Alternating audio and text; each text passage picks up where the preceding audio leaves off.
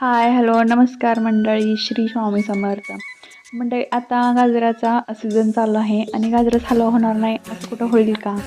चला मग आज आपण गाजराचा हलवा बनवूया. पहिल्यांदा मी गाजर छान धुवून घेतले आणि नंतर मग मी ते किसून घेतले. हे तुम्ही बघू शकता, किसून घेतलेली गाजरं आहेत.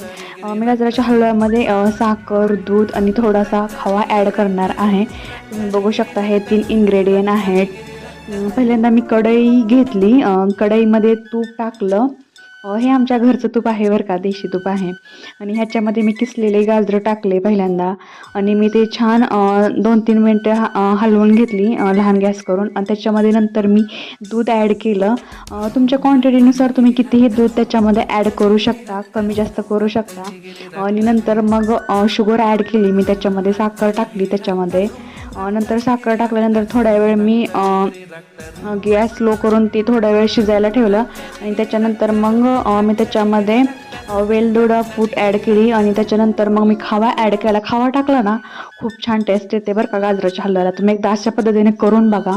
आणि मला थोडंसं दूध कमी पडलं होतं गाजराच्या हलव्यामध्ये, अजून शिजलं नव्हतं ते, म्हणून मी एक्स्ट्रा त्याच्यामध्ये दूध ॲड केलेलं आहे. आणि नंतर मग मी थोडा वेळ ते शिजायला ठेवलं आणि नंतर मग परत तुम्ही बघू शकता हे असं दिसत आहे शिजल्यानंतर.